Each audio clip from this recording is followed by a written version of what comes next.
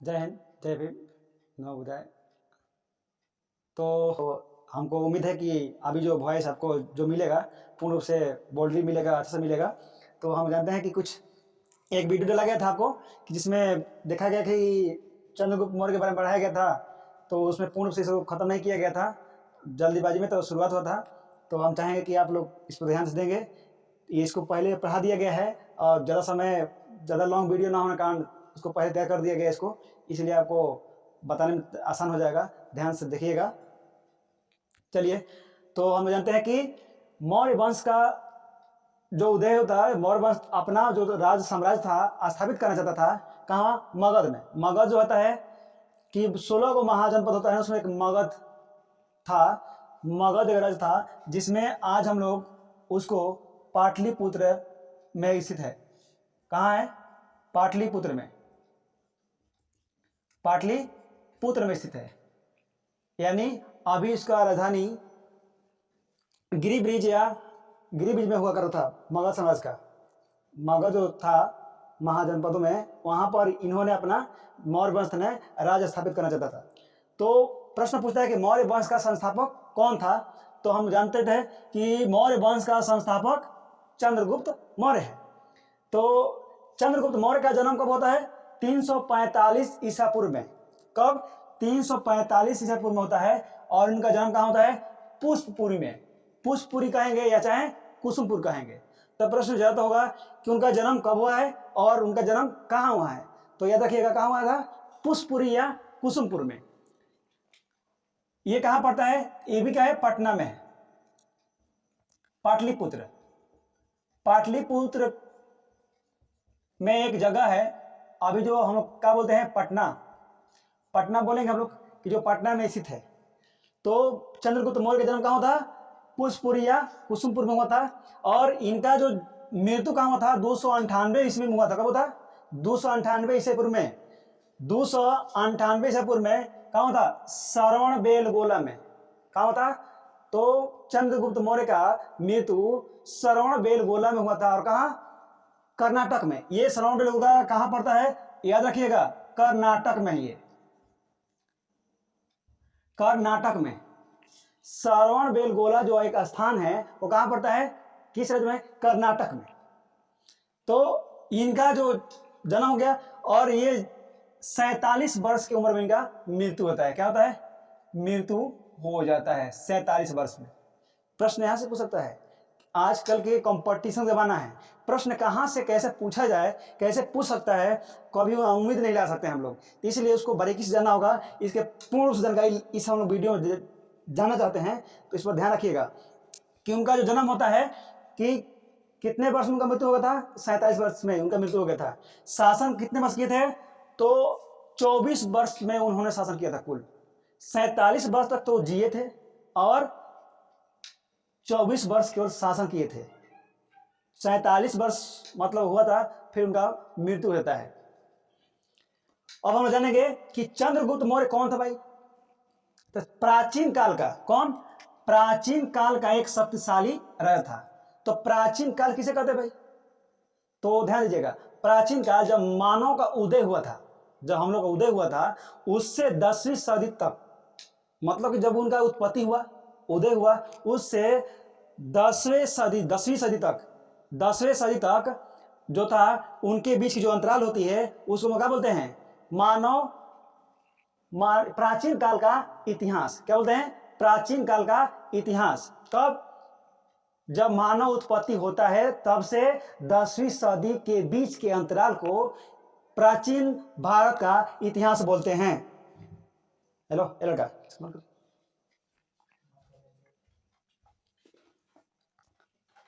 ये हो गया। और 305 ईसा पूर्व में जब ये अपने गद्दी में बैठने वाले होते थे, तब इन्होंने कहा कि सिकंदर का जो था ना, एक सिकंदर का सेनापति होता था एक सेलुकस। ये उनका सबसे प्रिय फेवरेट ना होता है कि एकदम पूरा विश्वासी, मतलब हम लोग कैसे बोलते हैं कि ये उनका दाहिना हाथ है। तो वही था ये सेलुकस, मतलब कि इतना विश्वासी, इतना कट्टरपंथी कि ये बहुत आज्ञाकारी था। सिकंदर जो भी निर्णय लेता था, ये इनके पक्ष से बिल्कुल ये सहमत होते थे और इनका हर एक बात मानने के लिए तैयार था सिकंदर, और सिकंदर का हर एक आज्ञा का पालन करने वाला था सेल्यूकस, इससे ज़्यादा इसको मानते थे। यानी यही नहीं, इनके मृत्यु के बाद हम लोग पढ़ेंगे, अगले हम लोग इसके बारे में बताएंगे कि मृत्यु के बाद उसका उत्तराधिकारी कौन बनता है, तो सेल्यूकस बनता है। कैसे बनता है इसकी जानकारी लेंगे हम लोग। तो हम जाएंगे अब चंद्रगुप्त मौर्य, जब ये अपने गद्दी को स्थापित, अपने साम्राज्य बनना चाहते, राजा बनना चाहते थे, तब ये क्या किया था, सिकंदर का जो सेनापति था सेल्यूकस, आक्रमण कर दिया, उत्तरी छोर से भारत पर क्या कर दिया, आक्रमण कर देता है। तो जब ये आक्रमण कब करता है, 305 ईस्वी में, ध्यान रखिएगा 305 ईस्वी में इन्होंने आक्रमण करता है। लेकिन इसके जो सेना होती है उनमें जो था एकता नहीं थी, एकता न होने के कारण वो वहां से इसको पीछे हटना पड़ा, इस पर अटैक नहीं कर पाया। क्यों, कि भाई जब हमारा सेना ठीक नहीं है, अटैक करेंगे तो मारे जाएंगे। ठीक, तो फिर भी इसने क्या किया था, जितना हो सका इस पर आक्रमण करने का प्रयास किया, लेकिन सफल नहीं हुआ। फिर क्या हुआ, ये हार गया। कौन, सेल्यूकस हार जाता है। जब हार जाता है ना, तो फिर क्या करता है, चंद्रगुप्त मौर्य को उसने क्या करता है, ये जो प्रदेश होता है ना, राजमहल बोलते हैं इसको, ये उसको भेंट करता है। कौन, सेल्यूकस ने। कौन सा, ये देखिएगा 4 का पूछता है, सेल्यूकस ने कौन कौन से प्रदेश या राज्य को चंद्रगुप्त मौर्य को भेंट में दिया था, मतलब दिया था उसको। तो कंधार, काबुल, हैरात तथा बलूचिस्तान। कौन, कंधार, काबुल, हैरात तथा बलूचिस्तान, 4 गो जो राज था या हम लोग प्रदेश कह सकते हैं, उसको कहा दिया, इसको चंद्रगुप्त मौर्य को दिया था। कब, जिसने आक्रमण किया, हार गया। तो अक्सर यह होता है कि जब लोग हारते हैं तो पूरा राज उसका होता है। तो हारने के बाद इन्होंने, हारने के बाद तो इसको दिया, लेकिन फिर जब होता है ना कि इसने संधि कर लिया, उससे सेल्यूकस से संधि मतलब मिलाप कर लिया, हम लोग बोलते हैं ना कि उसे मिल जाना, फिर कि चलो भाई अब तो हार गया, अब तो मेरे राज्य में काम करेगा, मेरे पक्ष में काम करेगा। तो ध्यान दीजिएगा, तो ये इसने मिल गया, इससे मिल गया, तो कंधार, काबुल और हेरात तथा बलूचिस्तान इसको दान दे दिया। और चंद्रगुप्त मौर्य ने क्या किया था, सेल्यूकस को, किसको, सेल्यूकस को 500 हाथी भेंट किए। क्यों, क्योंकि चंद्रगुप्त मौर्य के पास युद्ध करने के लिए बहुत सारा हाथियां थी, बहुत सारा हाथियां थी। ठीक है, तो हाथियों में से 500 हाथियां किसको दिया, सेल्यूकस को, सेल्यूकस को भेंट कर दिया। और जब ये हार गया था तो चंद्रगुप्त मौर्य ने क्या किया कि सेल्यूकस की बेटी कर्नालिया, कर्नालिया किसकी बेटी थी, सेल्यूकस की, सेल्यूकस की बेटी का नाम क्या था, कर्नालिया या हेलेना, हेलेना कह सकते हैं या कर्नालिया कह सकते हैं। कर्नालिया किसकी बेटी थी, तो सेल्यूकस का, सेल्यूकस की बेटी कौन थी, कर्नालिया, यानी हेलेना का है या कर्नालिया, ये इसकी बेटी थी। तो इसने क्या किया कि जब इस पर आक्रमण किया था, ये हार गया था। कौन, सिकंदर की बेटी थी, सॉरी सेल्यूकस, सेल्यूकस की बेटी कौन थी, कर्नालिया हेलेना। हारने के बाद उससे क्या कहता, वैवाहिक संबंध। अक्सर पहले के राजा यही करता था, जिस राज पर आक्रमण किया, अगर वहां उसको जीत लिया तो निश्चित है कि वहां की राजकुमारी से उसकी शादी करना तय है। यानी कि जो भी उसके राज्य में जो राजकुमारियां होती थी उससे वो वैवाहिक संबंध करता था। इसी कारण हम लोग आगे पढ़ेंगे कि इनके जो बेटा हुआ था एक बिंबिसार, बिंबिसार, बिंबिसार था, ये भी वैसा ही राजा था कि इनकी लगभग 16 रानियां थी। कितना, 16 रानियां। अब लेकिन ये लोग ऐसा करता था कि जितने राज्य को जीतेगा, जितने राज्य पर आक्रमण करेगा, अगर उसको जीत लिया तो वहां की राजकुमारी से शादी करना तय है। ये हमारा इतिहास गवाह है। ठीक है, तो ये था चंद्रगुप्त मौर्य का कि वैवाहिक संबंध इसे कर लिया। तो ध्यान दीजिएगा कि जब ये आक्रमण किया, उस सिकंदर का एक था राजदूत। कौन था, राजदूत, मेगास्थनीज, मेगास्थनीज। कौन था, मेगास्थनीज, याद रखिएगा, इसके बारे में बहुत सारा प्रश्न पूछता है कि मेगास्थनीज जो था, मेगास्थनीज किसका राजदूत था, कहां का राजदूत था, तो यूनान का, यूनान का राजदूत था, सॉरी यूनान का राजदूत था। तो प्रश्न पूछता है कि मेगास्थनीज किसके दरबार में आया था, तो चंद्रगुप्त मौर्य के।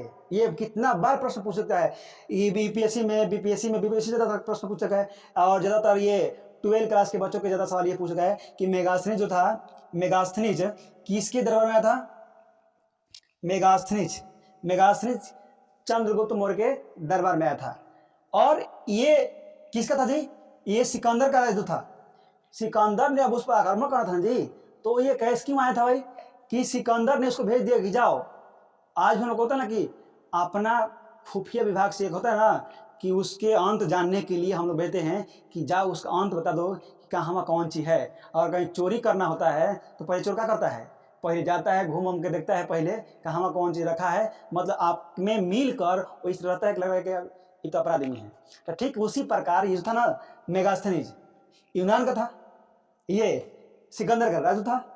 किसका राजू था? सिकंदर का, यानी यूनान का राजू था। ज्यादा प्रश्न नहीं होता है कि यूनान का राजू कौन था, तो मेगास्थनीज। इसने आया और किसके दरबार में था? चंद्रगुप्त मौर्य के। अब यहाँ वो आया और वहाँ की बातें सब जानने लगा कि मतलब कहाँ कितना धन है, संपत्ति है, कितना सैनिक है, मतलब उसको तो आक्रमण करना था भाई। तो आक्रमण करने के बाद ये सब लिखते गए अपने कॉपी में, और एक इतना बड़ा किताब लिख दिया। वो उस किताब का नाम रखा गया क्या? इंडिका। ये प्रश्न पूछता है, इंडिका। एक बहुत बड़ा किताब लिख के तैयार कर दिया, मतलब कि मौर्य साम्राज्य में कितना राज्य में कहाँ क्या चीज है, और क्या संपत्ति, कितना कितने सैनिक है, कितना हाथी है, कितना घोड़ा है, ये सारा बातें जो है ये इंडिका एक पुस्तक तैयार कर दिया था, उसमें ये लिख दिया। कौन? मेगास्थनीज। तो प्रश्न पूछता है, क्या प्रश्न पूछता है कि इंडिका पुस्तक का लेखक कौन है? तो आंसर होता है हम लोग का मेगास्थनीज। ध्यान दीजिएगा कि मेगास्थनीज इंडिका पुस्तक का लेखक है। दूसरी बात कि मेगास्थनीज जो था इसके दरबार में आया, और इसका तो हो गया यूनान का राजू था, और इसका राष्ट्रीयता क्या था? राष्ट्रीयता इसका ग्रीक था। क्या था? ग्रीक। यूनान का था तो इसका राष्ट्रीय क्या होगा? ग्रीक होगा भाई। तो इसका राष्ट्रीय कितना था? ग्रीक। इसका जन्म जो हुआ था 350 में हुआ था ईसा पूर्व में, और इसका 290 में इसका मृत्यु होता है। तो ये रखिएगा ज्यादातर कि पूछता है मेगास्थनीज जो था किसके दरबार में आया था? किसके दरबार में? चंद्रगुप्त मौर्य के। इंडिका पुस्तक तैयार कर दिया था, मतलब वहां जानकारी लेते थे, कितना बड़ा पोथी पत्र अपना तैयार कर दिया कि वो किताब बना दिया। तो उसका नाम दिया गया क्या? इंडिका। मतलब कि जो इंडिया मतलब भारत के जो बारे में लिखा था उसमें पढ़ने को मिलेगा कि भारत में क्या था उस समय, वो सारा चीज इंडिका मिलेगा, उसने लिख के तैयार कर दिया था, वो था मेगास्थनीज है उसके लिए। और अगला वीडियो में हम पढ़ेंगे कि बिंबिसार के बारे में पढ़ेंगे। बिंबिसार के बारे में थोड़ा कम पढ़ना है, और इसके बारे में कहा गया अशोक सम्राट के बारे में पढ़ लेंगे। क्या? अशोक सम्राट। अशोक सम्राट कौन था? थोड़ा बहुत पिछला हम पहला वीडियो में चर्चा किए थे, लेकिन उसको हम विस्तृत से आपको अगले क्लास में लेके आते हैं, तो आप लोग बने रहिएगा। अगर नए हैं तो सब्सक्राइब जरूर कर लीजिएगा और बेल आइकन को दबा लीजिएगा कि जब भी हम आए ऑनलाइन पहला वीडियो आपके पास